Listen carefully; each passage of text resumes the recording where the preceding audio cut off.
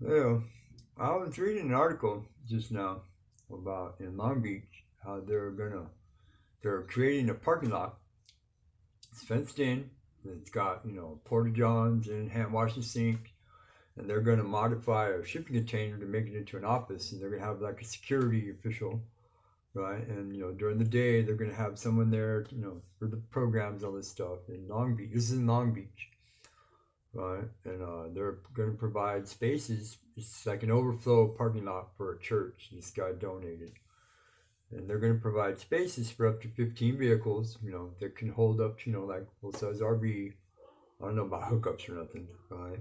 And they're going to allow people that qualify. They're going to give families, first preference here, right? And they're going to give people that qualify, 90 days, park your vehicle, get your act together, and saying, but it hinges on the simple fact that you have to get involved in the program. Right? We've talked about that. I've talked about this. Programs that work and programs that don't work. Right? I mean, this just sounds like a good idea on the surface. Well, let's explore.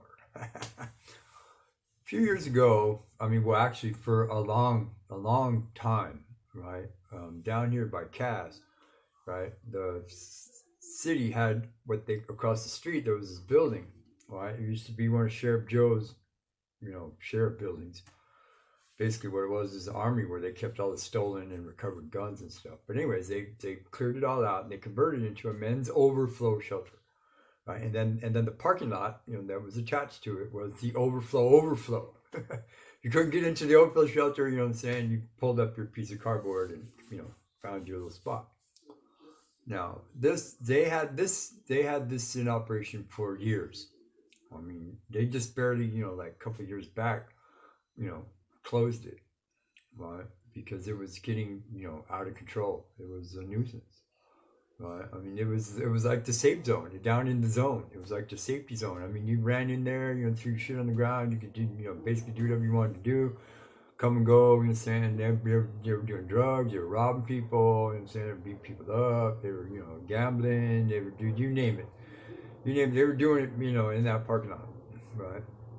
And the cops pretty much let it go, right? Because it was contained in this little area.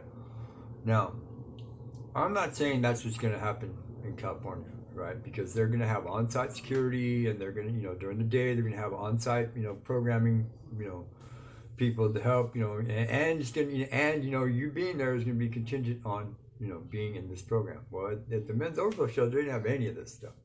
It was just a wide open parking lot that had a fence around it. You know what I'm saying? And the gate was open most of the time. I mean, the only time you weren't allowed to be in there, camped out was during the daytime, right? It was only, and in order to get in, you had to be there, by 4 o'clock in the afternoon and get in line. So, and then there was, then they only allowed so many people. I think it was like 150 people into the parking lot in sand to throw down their stuff and, have a place to sleep.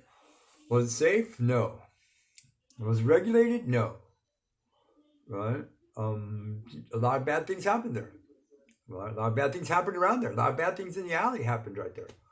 You know what I'm saying? And it was just totally out of control, right? Now, I mean, I do appreciate, right, cities, starting to address this problem. At least certain individuals within, local city government are starting to recognize, that there is a problem.